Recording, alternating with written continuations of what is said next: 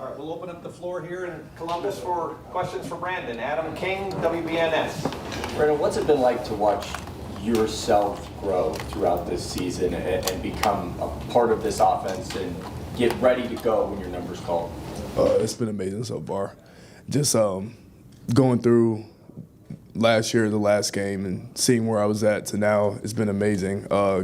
Get with Coach Hartline every week, just to see everything I can do in the offense and help them in any way. It's been amazing, and yeah. Nicole Sheeran, WBNS. Brandon, after the Rose Bowl win, there were multiple videos of you guys calling Ryan the best coach in the nation, rallying around him. Just talk to me about how this whole team has rallied around your coach and you're not afraid to show it. Yeah, to me, everything I said in that video is still true in my heart. Coach Day is the best coach in the nation. I mean, we come in here, we see what the work he puts in. He's here all day, every day, and to have a guy like that, you want to play for him, and just, I mean, Coach Day is like no other coach I've ever had in my life, and I appreciate him for the opportunity for me to come here. Austin Ward, the podcast. Brandon, I don't know how much time you have to get into this, but Emeka's value to the room, the leadership he shows, what has he meant to you? What does he mean to the whole group? He means a lot to us. I mean, we come to him because he's so smart. I mean, Emeka's probably the smartest football player I've ever been around. So all of our, me and JJ and Cornell, we still ask him questions about certain things. And like even this past week in the game, there was a look I haven't seen yet because I haven't played a whole lot. And then just being able to ask him on the sideline and him to give me a response right away is huge for us. We'll go Tim May, Letterman Row. Yeah, following up on that, Brandon, you had a couple of huge plays against Penn State. You know what I mean? You didn't start the game. You understand what I'm saying? But what is it like knowing there could be a moment, the next snap or whatever, where you've got to deliver, et cetera? I mean, what is that like, waiting your turn but then taking advantage of it? Yeah, we call it competitive excellence, making a play when your number's called. And I feel like in that moments right there, I made the play. And I just got to continue doing that whenever I get my opportunity, get in the game, make a huge block, whatever it is, just make the play when your number's called. Is that depth, you think, what sets y'all apart to a certain extent? I mean, not just depth, but guys ready to play for one of another term? Yeah. If you see last game, it was kind of hot out there. So, we haven't played a whole lot of heat in these past couple months. So we had some guys a little tired. So we had guys ready to go in, and that's just Coach Hartline developing his receivers and being ready for any moment. Far left, Noah Weisskopf, the Lantern. What impresses you most about Will, and just what's the confidence in you and knowing he's the one leading your team, leading the offense? What impresses me most about Will is his leadership. Coming in from a guy from Kansas State, a transfer in year one, you wouldn't expect that guy to be a leader like how he is. I mean, he's an unbelievable leader, and we all lean on him. He runs this whole team, and he knows that, and we'll go as far as he goes. Jeremy Birmingham, the podcast. Brandon, we talked a little bit last week, just kind of you becoming one of the emotional leaders of this team. As you guys were walking off the field at halftime on Wednesday, I happened to be down there by the locker room. I was the only person taking photos of you guys down there, which is weird. But everyone looked super mad. You were up 34-8, and it looked like you guys were down by 26 points. Did you feel something different about the focus at that point of this team, or is it just an embodiment of what's going on right now? Because it seemed different. I just think the job wasn't done. We had nothing to be excited about at the moment. We were excited during the game when we were making the plays, but at that time, at halftime, you go back to 0-0. They scored at the end of the half. We knew they got the ball back. The defense wasn't quite happy that they gave up that touchdown at the end, and we knew they getting the ball back coming out, but we was excited because we knew the job wasn't done yet. Bill Rabinowitz, Columbus Dispatch. You were a five-star guy, and Mac, all these guys in the room almost were five-star guys. And then there's Jeremiah. Does he like all you guys in the room? I mean, I'm not sure. It's probably something you got to ask him, but Jeremiah's played with a lot of great guys throughout his career. He's seen a lot, all the talent you can see in the world.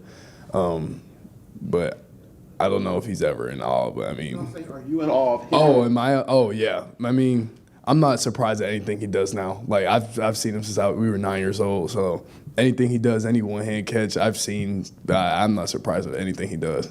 When he was 9, Yeah. did you know this is something special even at 9? Oh yeah, I mean, coaches were coming up to us complaining that we weren't 9 years old. Like, can we get their IDs and stuff like that?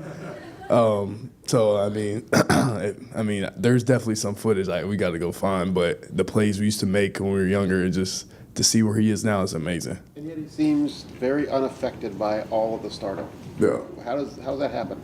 I think how he was raised. He's very level-headed. He knows his goals and what he wants to get done in life, and this is just one step of the way for him. Gonna throw it back to Texas for a couple questions on Zoom. Scotty? Yes, sir. We're going to start with Stefan from Cleveland.com. Go ahead. Brandon, I want to go back to what you were talking about with Coach Day earlier. You know, whenever he talks about this team's success, he says all the credit goes to the players. It seems like the players think that he deserves some of the credit. How big, how influential has he been, you know, in the turnaround you guys have had these last few weeks? He's been huge, man. Coming here after that Team North loss, you know, it was heartbreaking, of course. But we came in here, we had a leadership meeting, and he was in here. I mean, and then we had a team meeting after that. Hearing the stuff he had to say and we had to say, going back and forth, we knew we would have his back no matter what. I mean, there's a lot of stuff said about him and his family and stuff like that. But and here we're a brotherhood and we're a family, and we gonna stand by him no matter what. Our next question is going to come from Dan Hope. Dan, go ahead. Brandon, I mean, I'm sure you came in here to Ohio State thinking you'd probably be starting here in your second year, but it seems like you've really embraced the growth process. Just what's kind of that process been like for you of kind of embracing your role this season and continuing to develop? Yeah, in life, things doesn't go the way you exactly planned it to, and that just didn't happen. You know, things happened to Mecca last year that allowed him to come back, and that allowed me to learn more, and that's just how I see it. It makes me a better football player for the future. So yeah, I mean, yeah, that's it. 3 more on Zoom. Next one's going to come from Stephen Means. Go ahead. Steven, but I'm sorry. yeah, you're good. It's Brandon. There are a lot of clips of you this year where you're super excited after a block and kind of showing your emotion there. What about blocking do you love so much as a receiver?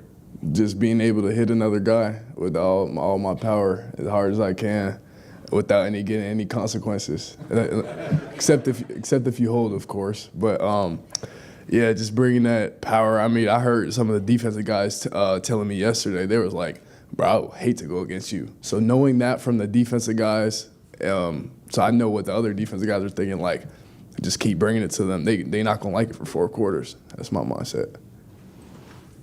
Next question is going to come from Danny Davis. Danny, go ahead.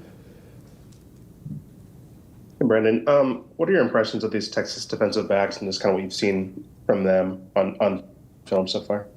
Yeah, the last couple of days we watched them. They're a fast team. They don't give up many big plays downfield. They're aggressive, but I actually know some of the DBs they have at corner there. I played with them. I played with Malik Muhammad at SFE, so I know him a little bit. And yeah, but watching them, they're a fast team. They're physical. They're disciplined. But we just got to get the job done. Do you have any Malik stories or any? I'm sorry. Wait, what did he say? Do you have any Malik stories or anything you remember about playing with him? Yeah, but I'm not going to say them here. Yeah, we'll just keep that in. Our final question is going to come from Kurt Bowles. Kurt, go ahead. Hey, Brandon. One of the issues Texas has had the second half of the year is finishing. And I wonder if you can speak to, and they had a trouble, obviously, in the Peach Bowl, blew a 16-point lead. Can you talk about finishing and having a killer instinct? And you guys obviously seem to have that now. Yeah, I think that started in the off-season training at fall camp. We always say go +2. That's if you're doing a 10-yard pro shuttle, you have to go +2 throughout the line, and that's just finishing as well. And then fall camp, we had these long 2.5-hour practices or whatnot, and then we came out and we had to do these finishers, we call them, ask for games late in the year like this. And I think Coach Day did a great job preparing all of us for these moments, and yeah, we're ready to go. We have time for just a couple more questions in Columbus so we can wrap up with our other two guys. Bill Landis, Kings of the North. Brandon, Trayvion's second touchdown run, it seemed like you took two players out of the play, first with your release and then with the guy you actually blocked. Is that how it's designed, or did you get lucky that the guy decided to take off inside off the release? It's actually designed for me to block the safety and leave the corner one-on-one with the running back. But I was surprised that the corner actually came in so far on my release. I think he thought it was a pass. But I think he was the edge of the defense if you go watch that play. But I don't know. I don't really know why he came in so far, but it helped out for us, and I made my block, and Trayvion scored. Is there any lesson there for like even a young receiver watching that even if you know on the play you're not getting the ball, you're intended to block, but your release has to be on point, like as if you're going to go catch a pass? Yeah, definitely. Every little detail matters in them type of plays. We were in a red zone there, so we say every yard matters. It's 2 yards. So the block I made is just a testament to Coach Hartline prepped me throughout the week to make that block. So yeah.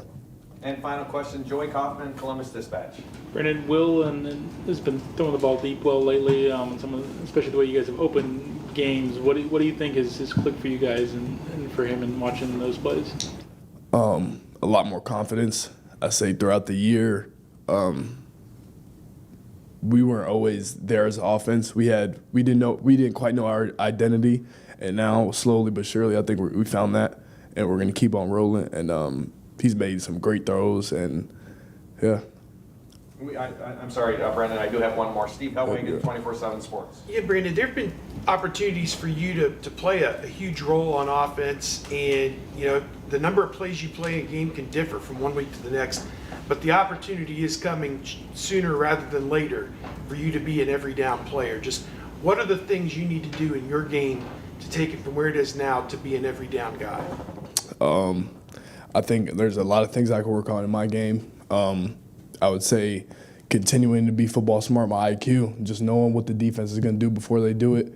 My routes always can get better. My hands always can get better, staying on the jug machine. Work ethic, keep on top of it. Don't get satisfied with anything I do. And don't get too big, don't get too low. Don't get too high, don't get too low. That's what they say. So, yeah. You feel like a guy that people follow, it seems like. Just in your mind, even though just second-year guy, that you're kind of working toward being kind of a leadership type guy. Yeah. How important is that, to have guys that will take that role? Yeah, it's a great feeling, of course, to know guys are watching what you do and listen to what you do. But I just feel like we do that with a lot of players here, and not just myself, but the leadership we have on this team is like no other, and that's why we got so far, I think. Brandon, thank you very much. Thank you. Thanks, Brandon.